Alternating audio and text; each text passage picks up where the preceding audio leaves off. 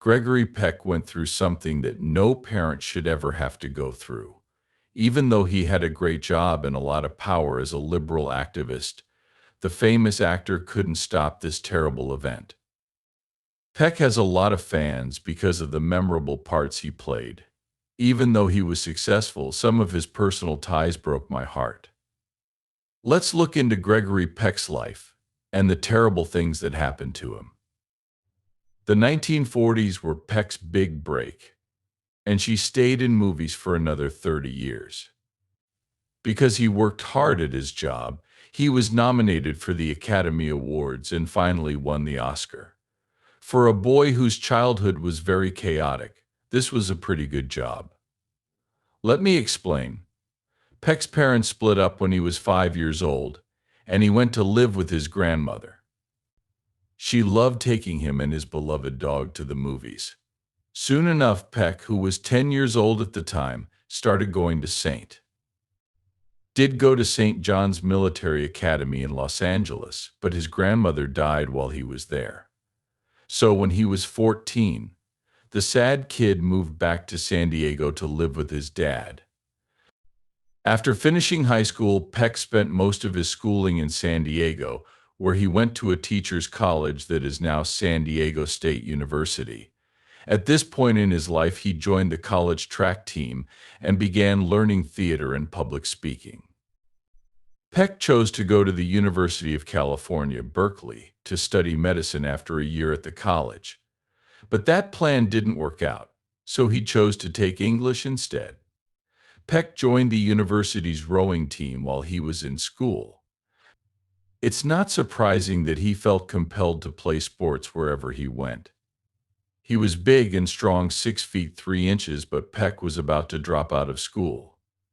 See, even though Peck only had to pay $26 a year for school, he wasn't able to pay for it, so he had to get a job helping out in the kitchen for the Gamma Phi Beta Club to get food. During this tough time, Peck started to think more about his future as an English major.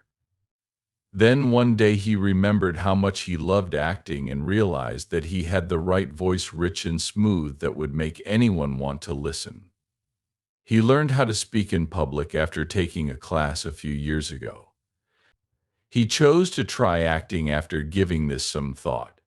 Luckily for him, Kai Bright, the acting coach at his university, saw how good he was and kept encouraging him to become an actor.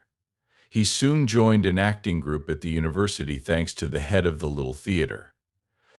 Soon Peck was acting in plays and musicals. He would later say this about his time at Berkeley: "It was one of the most important and memorable times of my life. It woke me up and turned me into a person." Peck didn't finish college with his friends, though, because he missed one class. His friends were scared that he wouldn't finish, but he told them straight out, "I've learned everything I need to know from college." Peck stopped going by the name Eldred and went to New York City to improve his acting skills after deciding that acting was the right path for him. He joined the neighborhood stage to learn from Sanford Meisner, a well-known acting teacher. Peck didn't have much money, so he would sleep in Central Park and do odd things to make money. He made bread. He was a tour guide who worked at Radio City Music Hall and gave talks at Rockefeller Center for NBC. He also modeled and went to the Barter Theater in Virginia to work for food. There he was in shows like Family Portrait and On Earth as It Is. Peck started to act in plays after learning how to do it at the local stage. He first played a role on stage in 1941 in George Bernard Shaw's play The Doctor's Dilemma. Peck got married to Greta Kukkonen the next year, and the two of them had 3 sons: Jonathan, Stephen, and Carrie. The couple broke up in the end, but because they had kids together, they decided to stay friends. And even though he was a dad now, Peck kept acting in shows on Broadway. Peck kept playing even when World War II started because he hurt his back in dance lessons, which were part of his training to become an actor. He couldn't join the army because of this. In order to improve his playing skills, Peck took part in plays for a while. He had been in more than 50 plays in more than 3 years, including 3 short-lived Broadway shows. Things were going to change, though. Peck had the chance to be in the movie The Keys of the Kingdom, which was directed by John Stahl. This movie was Peck's first chance to win an Oscar. As an 80-year-old Catholic priest, he thought about the hard work he had done as a missionary in China for more than 50 years. In the movie, Peck's character went from being in his 20s to being in his 80s, and Peck was in almost every scene. The movie didn't even do well at the box office, but it did get 4 Oscar nods, including Peck's first for Best Actor. This was Peck's big break, the part that made him famous. It was a great way to get your first big break. Even though the reviews for the movie itself were mixed, critics praised Peck's acting. His look on screen, where he looked tall. Being brave and strong helped his work a lot, and got him a lot of fans very quickly. After this great start, Peck was in a lot of hit movies, and even worked with Alfred Hitchcock and his co-star Ingrid Bergman. At one point, there were reports that Bergman and Peck were dating. He confirmed this by saying, "All I can say is that I had a real love for her. And I think that's where I should stop. I was young. She was young. We worked together closely and hard for weeks." They were both in the hit movie Spellbound, which was ranked as the third most popular movie of 1946. This means that their relationship must have been great. The reviewers liked it, and they really loved how Peck played the part. People said that his acting was restrained and refined, just right for Bergman's part. Fox Classic Movies' Frank Miller says that the movie made Peck a Hollywood star and even a big sex symbol. The producers noticed that women in the crowd loved it most when Peck's name was in the credits. During his first scenes, the women couldn't hold back their excitement. Spellbound was nominated for 6 Oscars, including 1 for Best Picture. The Yearling, another movie starring Peck, did well at the box office that same year and was nominated for 6 Oscars. Peck won the Golden Globe for his role in that movie, even now, years later. And yet reviewers still liked it. Some even say it's one of the best and most beloved family movies of all time. Soon after, Peck tried something new by playing a mean cowboy in a Western soap opera, with Jennifer Jones as his love interest. This quickly showed that he was great at Westerns. People said that their chemistry was like a steady battle of sensuality that made sparks fly. A lot of people watched the movie because it was so steamy. It was so shocking that it was even banned in some places. Even though it got mixed reviews, it was one of the most successful movies of the 1940s. This time Peck didn't win an Oscar, but Jones, who played his co-star, was nominated for 1.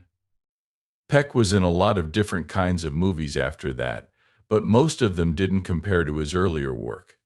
But Peck didn't wallow in that. He turned his attention to something else. He helped start the La Jolla Playhouse in his neighborhood with Mel Ferrer and Dorothy McGuire.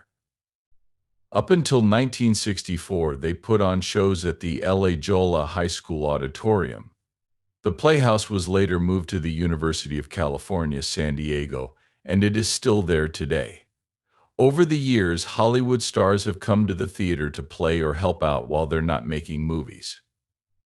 Peck came back with a big bang. He played the lead role in Elia Kazan's movie Gentleman's Agreement. People said that this movie was Hollywood's first big fight against anti-Semitism. Peck played a magazine writer who pretends to be Jewish in order to face prejudice in real life. It was nominated for 8 Oscars and won 2, for Best Picture and Best Director. It made more money than any other movie in 1948. Peck later said it was one of the things he was most proud of. The movie got good reviews from critics, and many thought his acting was very convincing. But in recent years, people have had different thoughts about how Peck played the part. Some people thought the movie was important, but not really that good. 12 O'Clock High, Peck's next movie, was based on a true story. The kind of brave, tough, but caring military leader he played would become very popular with people. The movie got good reviews and was nominated for 4 Oscars, one of which went to Peck. It also did well at the box office and got good reviews, with critics praising his acting. The New York Times praised his ability to show both force and weakness. Some people, like film historian Peter von Bogg, said it was one of Peck's best parts. This gave Peck so much ideas that, after making a lot of successful movies, he chose to only make movies that were fun to watch. Around the world, Peck was pretty well known by the 1950s and 1960s. He was in movies like Captain Horatio Hornblower and David and Bathsheba, which was based on a Bible story that a lot of people around the world could relate to. He got to work with Ava Gardner and Audrey Hepburn because of this success. The beautiful, talented actors of the day. Peck didn't care about them, though. He fell in love with writer Veronique Pisani after meeting her. Veronique was born in Paris. Her mom was an artist and writer, and her dad built things. She began working as a reporter for François, a French newspaper. That's where she met Peck while she was talking to him. They got married on New Year's Eve after 2 years. Soon after, Peck split up with his first wife, Greta Kukkonen. A son named Anthony Peck and a girl named Cecilia Peck were born from the new marriage. They were a great match for each other, and Veronique became famous for her charity work in Greater Los Angeles. In the 1960s, she and her husband raised about $50 million for the American Cancer Society. In addition, she helped start the Los Angeles Music Center and the Inner City Cultural Center, which brought people of different races together. The Los Angeles Times even named her Woman of the Year for all her hard work.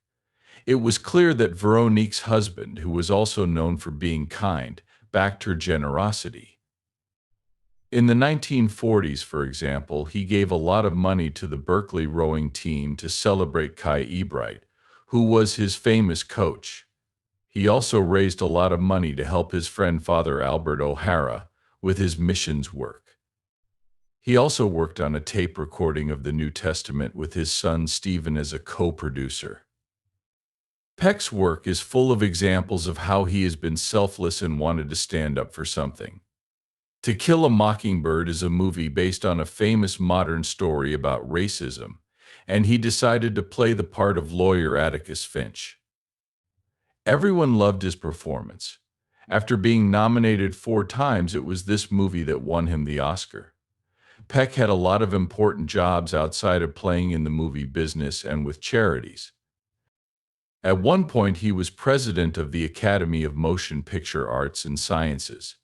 For almost 3 years, he was the chair of the Board of Trustees of the American Film Institute. In 1970, Peck won the Screen Actors Guild Award for outstanding service to the principles of the acting profession. He was also given the Presidential Medal of Freedom by President Lyndon B. Johnson, who said he was. As a Democrat, Peck was suggested as a possible Democratic candidate to run against Ronald Reagan for governor of California in the 1970s. He did say, though, that he didn't want to run for public office. Instead, he encouraged his son Kerry to become a politician. Johnson, who was president from 1963 to 1969, once said that if he had run for re-election in 1968, he would have been appointed U.S. ambassador to Ireland because he was Irish.